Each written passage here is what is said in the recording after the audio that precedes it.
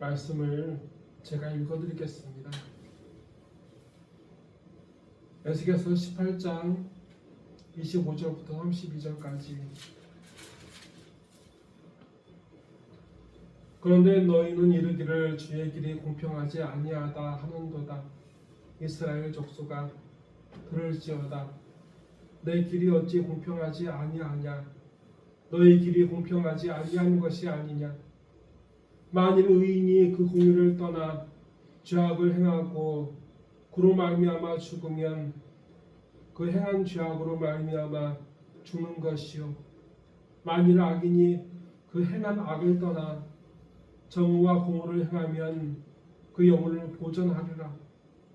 그가 스스로 헤아리고 그 행하는 모든 죄악에서 돌이켜 떠났으니 반드시 살고 죽지 아니하리라. 그런데 이스라엘 족속은 이르기를 주의 길이 공평하지 아니하다 하는도다. 이스라엘 족속아 나의 길이 어찌 공평하지 아니하냐? 너희 길이 공평하지 아니하는 것이 아니냐? 주 여호와의 말씀이니라. 이스라엘 족속아 내가 너희 각 사람이 행한 대로 심판할지라. 너희는 돌이켜 회개하고 모든 죄에서 떠날지어다. 그리한즉 그것이 너희에게 죄악의 걸림돌이 되지 아니하리라. 너희는 너희가 범한 모든 죄악을 버리고 마음과 영을 새롭게 할지어다. 이스라엘 족속아 너희가 어찌하여 죽고자 하느냐? 주 여호와의 말씀이니라. 죽을 자가 죽는 것도 내가 기뻐하지 아니하노니 너희는 스스로 돌이키고 살지니라. 아멘.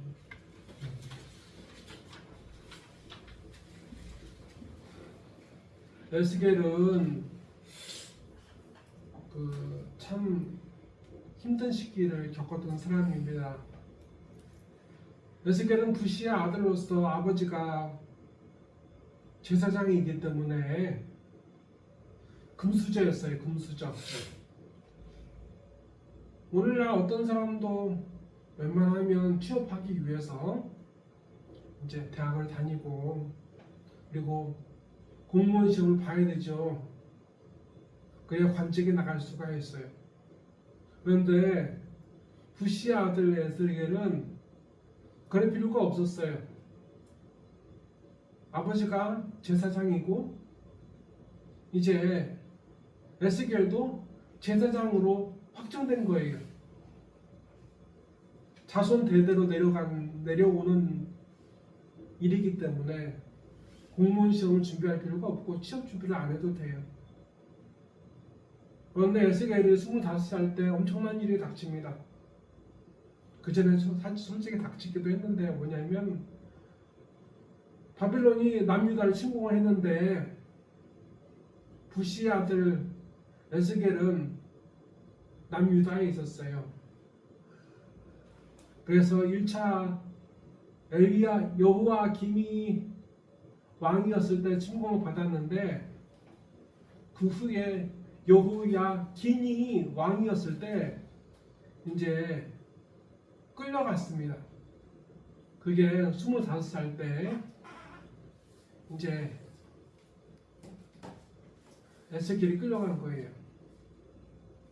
25살 때. 그리고 결혼한 상태에서 포로로 끌려갔습니다. 그리고 거기서 22년 동안 이제 포로로 끌려간 그 수용소에 갇혀서 있는데 하나님께서 그때 22년 동안 그를 사용하셨습니다. 성경을 근거로 보게 되면 학자들에 따르면 그래요.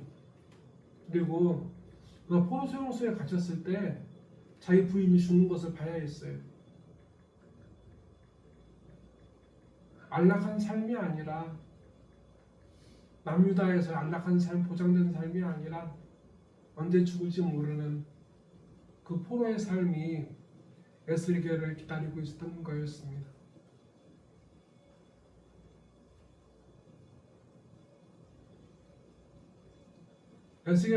근데 에스겔이 이제 끌려왔는데 나중에 어떻게 되냐면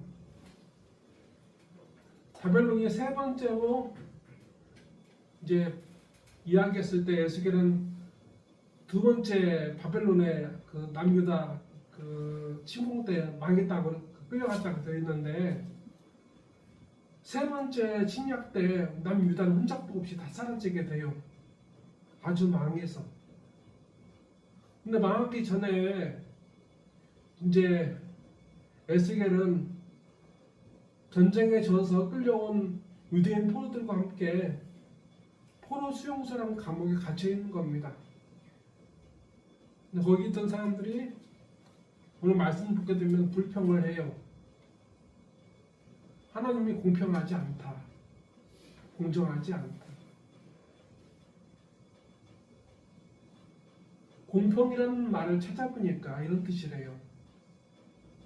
저울, 그러니까 양손 저울처럼 어디에나 어느 편에 기울어지지 않는 상태, 그것을 공평이라고 말한다고 합니다. 그런데 이스라엘 민족이 포로로 끌려온 에스겔과 함께 끌려온 사람들을 봤을 때 자기에게 하나님은 공평하지 않다는 거예요. 많은 사람들이 죄를 저지르고 사는데 왜 나만 이렇게 힘들게 하시냐고. 더군다나 하나님은 그 옛날 아브라함에게 축복하시고 다윗에게 축복하셔서 너는 복의 근원이나 될지라 말씀하시고 그것을 가지고 다른 사람들은 망해도 다른 민족은 망해도 우리는 구원받고 사랑받고 잘할 수 있을 것이다. 망하지 않을 것이다 라고 생각을 했는데 그러한 보면 그러한 것이 있는데 하나님은 왜 이렇게 나로 하여금 고난 가운데 있게 하시는가? 나로 죄인처럼 이 감옥에 갇히게 하시는 건가? 포로 수용소에 갇히게 하시는가 하면서 하나님께 한글을 하는 겁니다. 나는 이 고난을, 이 하나님 심판을 용납할 수가 없다고. 하나님은 그토록 사랑하신다고 하시는데, 그리고 하나님께서 우리를 더욱더 사랑하시고 지켜주신다고 하시는데, 하나님의 백성이라는 이스라엘 자신은 프라임이라고 해야 되나? 그것이 있는데 하나님은 왜 우리한테 이렇게 하시는가?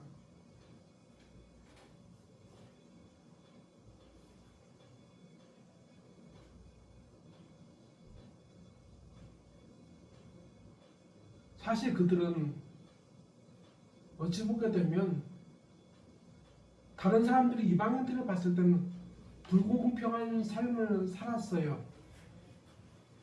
왜냐하면 하나님은 그들을 사랑하셨어요. 그리고 그들을 구약 성경을 보게 되면 그들처럼 하나님의 사랑을 받는 자가 없다, 받은 자가 없다고 하나님 선지자들 통해서 말씀하셨어요. 어느 신이 애굽에서 그들을 구원하신 것을 구원하고 홍해를 가르시고 만나를 먹이시고 그들을 지키시고 그들과 함께 하시는 신이 없다고 그들 스스로가 고백을 했어요. 이 세상의 어떤 신들도 그 누구를 그 무엇을 그 이처럼 사랑하시고 구원하신 적이 없다고 노래했습니다.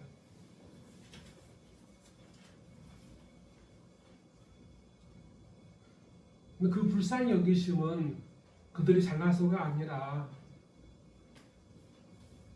하나님께서 그들을 불쌍히 여기셨기 때문에 그들을 사랑하신 거였습니다.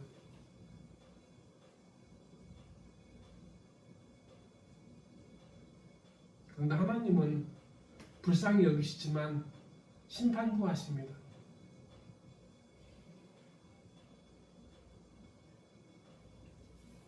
하나님께서 이스라엘 민족을 이끄실 때 이스라엘 자손을 자기 백성을 삼으시기 위해서 그들과 함께 새 삶의 출발을 하실 때 하나님은 시내산에서 호렙산에서 그들과 함께 계셨습니다.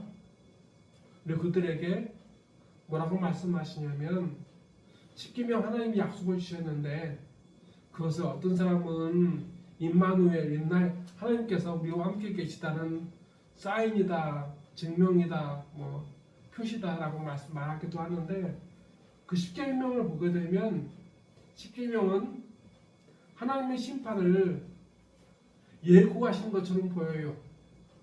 왜냐하면 십계명을 보게 되면 무엇하지 말라, 무엇하라고 말씀이 기록되어 있죠. 그것은 법이에요. 율법이기도 해요. 율법을 통해서 그것이 죄인지 아닌지 아는 거예요. 하나님께서 그것이 죄라는 것을 맞는 것을 통해서 하나님의 다스리신 하나님께서 함께 하심을 시작하는 그 출발선이 거기였다면 그 출발선의 끝에는 그들이 저지른 죄악에 대해서 분명히 심판이 있을 것임을 알게 하는 하나님의 지시일 수 있는 거예요.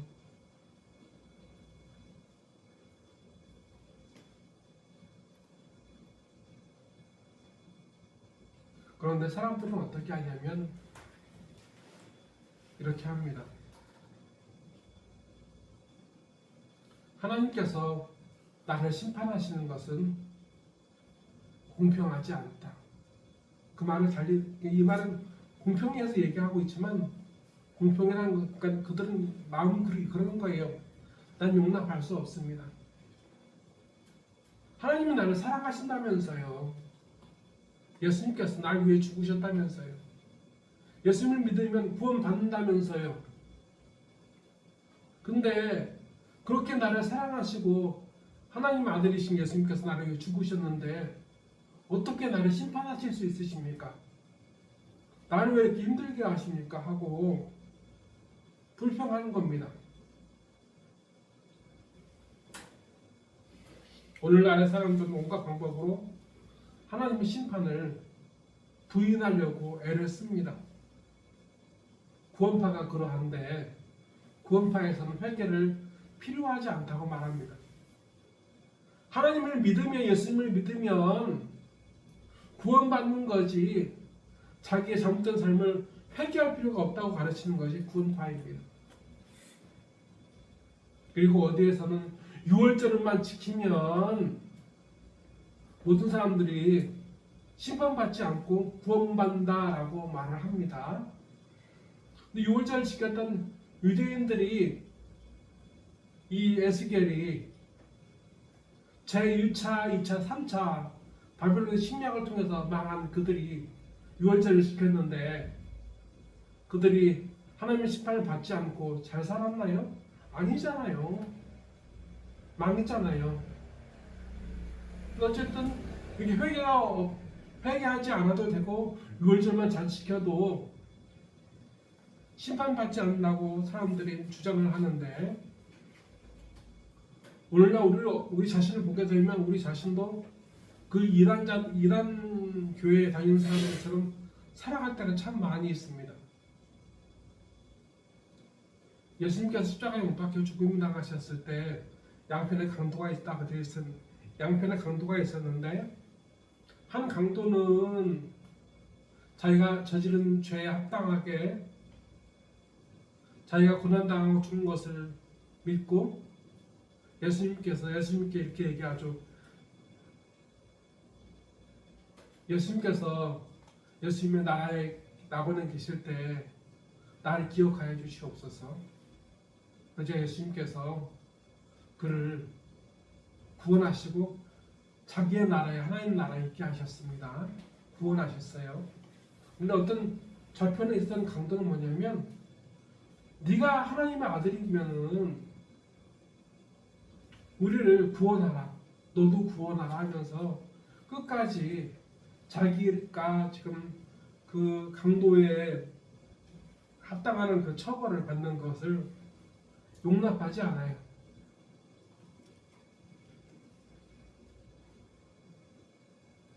받아들이지 않아요.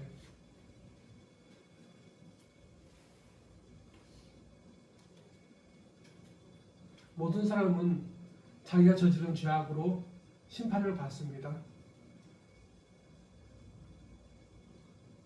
성경을 보게 되면 이 유대인 사회에서 제일 중요한 건 농사가 아니라 양을 치는 일이었어요. 그런데 양은 시력이 참 약하다고 합니다.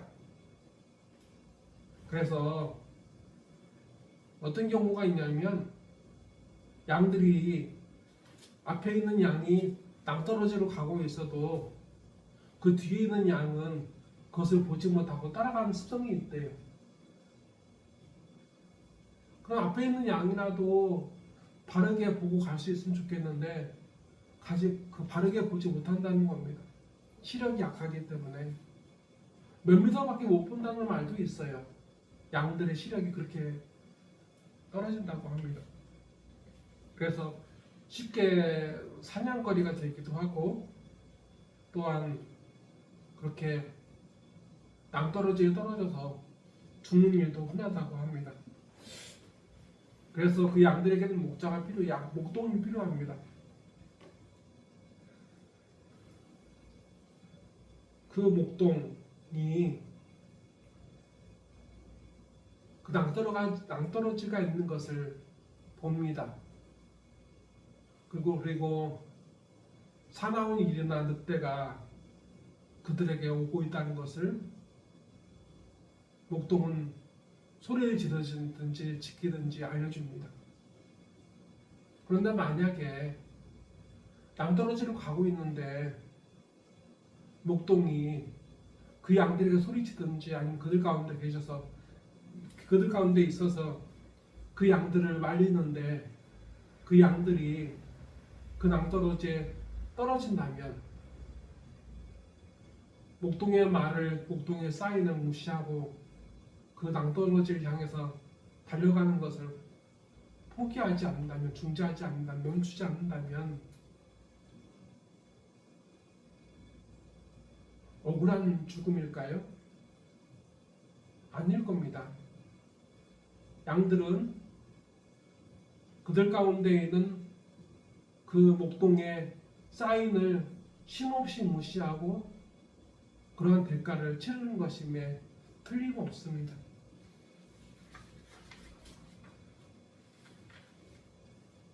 하나님은 오늘 이 바벨론의 포로수용소에서 함께 계십니다. 그리고 하나님은 아담과 하와 때에도 하나님 함께 계셨어요. 그리고 요한계시록을 봐도 하나님은 늘 함께 계셨습니다.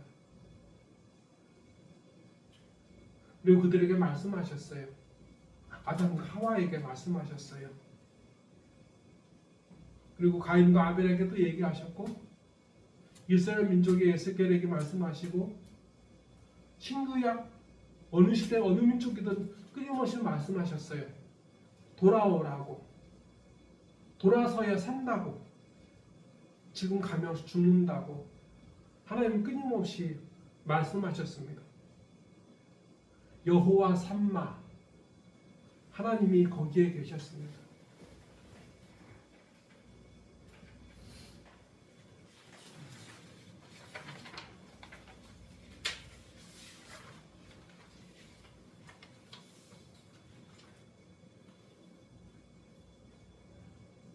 한낮 우리는 차의 노란 경고등에도 무엇이 고장났는지 염려하면서 민감합니다. 그런데 하나님은 우리 일생을 통해서 끊임없이 말씀하셨어요. 잘못됐다고, 돌아서야 산다고, 돌아가야만 한다고. 그런데 우리는 하나님의 사인에 대해서 무시합니다.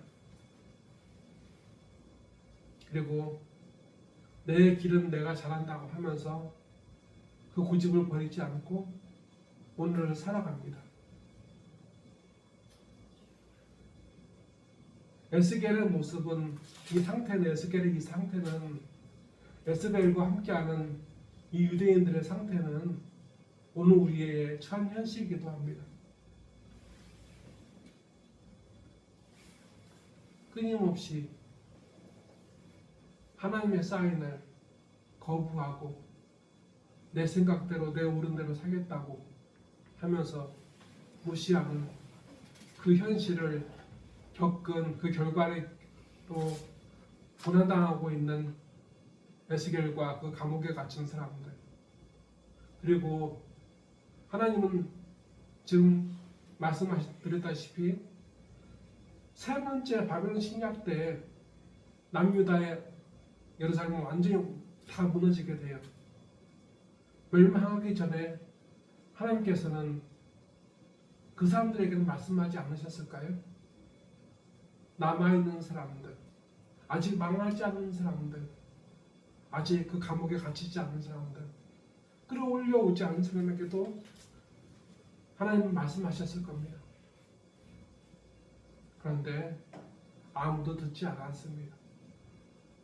그래서 망했습니다. 학자들은 뭐라고 이야기하냐면 이 에스겔서의 그 내용을 한마디 단어로 요약하자면 이거라고 말합니다. 여호와 산마. 아까 이야기했다시피 하나님께서 여호와께서 거기에 계시다라는 것이 여호와 산마라는 그 뜻인데, 그 말 거꾸로 하고 그 말을 달리하게 되면 뭔 뜻이냐면 하나님께서 거기에라는 것은 저쪽이 아니라 여기에라는 말이기도 해요. 그건 뭐냐면 지금 에스겔이 이 유대인들이 자기 죄로 말미암아 심판을 받아서 망하게 되었지만 하나님 아버지 그래도 우리를 버리지 말아주세요. 우리와 함께해 주세요. 그 소망이 거기 있었던 겁니다. 벌을 받고 감옥에 갇히거나 그런 것은 힘든 일이 아닌 거예요. 에스겔이 봤을 때는 그런 죄 때문에 감옥에 갇혀서 고난당하는 거야 당연한 죄값을 치르는 것이지만, 그럼에도 하나님 우리를 버리지 말아주세요 라는 것이 에스겔의 소망이었던 겁니다. 그 소망으로 에스겔은 그 감옥의 그 푸르스 용수의 고난의 시계를 묵묵히 참아내고 있는 거예요. 오늘 하나님은 우리에게 그것을 보여주십니다. 하나님께 돌아오라. 그리고 너의 죄악으로 인해서 네가 고난을 겪고 있을지라도, 징벌을 받을지라도 하나님은 너를 버리지 아니하신다. 다 같이 기도하시겠습니다. 사순절에 드리는 우리의 회개를 받아주시옵소서. 주님께서는 아무든지 나를 따라오려거든 자기를 부인하고 자기 십자가를 지라 하셨습니다. 그러나 저희는 예전의 습관을 따라서 자기의 죄악된 삶을 버리지 않고 그렇게 살아오려는 자기와 싸워본 적 한 번도 없습니다. 멈추어 본 적 한 번도 없습니다. 주님을 고백하고 따라야 하는 그리스도인임을 자처하면서도 나를 희생하는 십자가를 외면했습니다. 이기적인 욕심을 따라 육체의 안일함을 추구하며 많은 시간을 허비했습니다. 성경을 읽는 것과 찬송하는 것과 어려운 이웃을 돕는 것과 의를 행하는 일에는 게을렀고 육체의 욕심을 이루는 일에는 민첩하였습니다. 부활과 영생을 꿈꾸면서도 십자가 고난을 외면하며 살았던 저희의 어리석음 용서하여 주시옵소서. 하나님 아버지, 우리로 그 잘못된 삶에서 멈추길 원하시고 돌아오길 원하시는 오늘 우리를 향한 하나님의 부르심에 입술이 아니라 삶으로 아멘하게 하옵소서. 하나님 아버지, 우리의 모든 삶 하나님께서 이끄신 줄 믿습니다. 항상 지켜주시고 이끌어주시되 하나님께서 원하시는 죽음의 길이 아니라 생명의 길로 늘 이끌어주시고 지켜주시옵소서.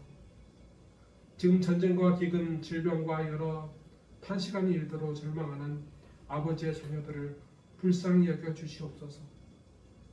우리의 예배와 삶의 주인 되시는 하나님 아버지, 우리의 모든 것을 받으시는 하나님께 매일의 삶이 기쁨이 되게 하여 주시옵소서. 나사렛 예수 그리스도의 이름으로 간절히 기도드리옵나이다. 아멘.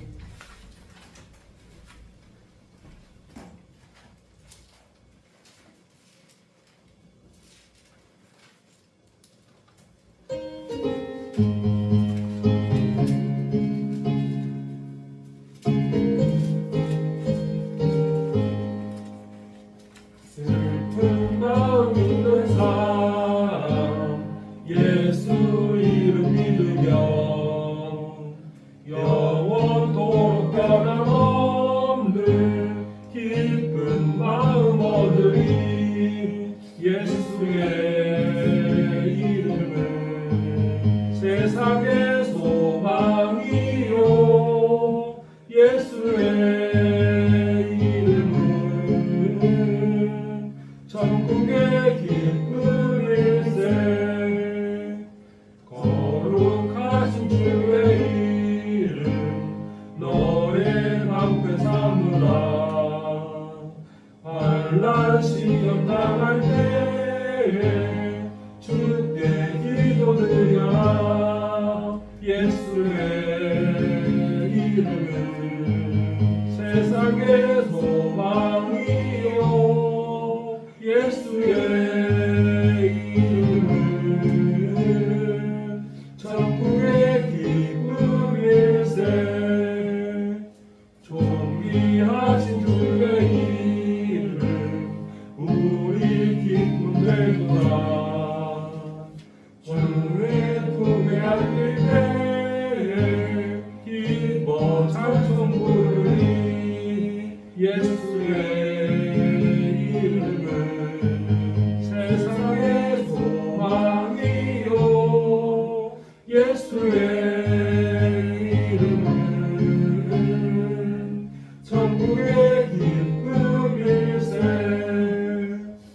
우리 갈 길 나간 후에 보좌 앞에 나가 왕의 왕께 경배하며 멸류관을 드리니. 예수의 이름은 세상의 소망이요 예수의 이름은 천국의 기쁨일세. 아멘. 함께 기도하시겠습니다. 하나님께 돌아가려는 그렇게 마음 먹고 결단하는 이 앞에 있는 하나님의 자녀들 머리 위에 주 예수 그리스도의 은혜와 주 하나님 아버지의 사랑하심과 주 성령님의 감화 감동 그리고 새롭게 하심의 역사가 영원토록 함께 하시기를 간절히 축원하옵나이다. 아멘.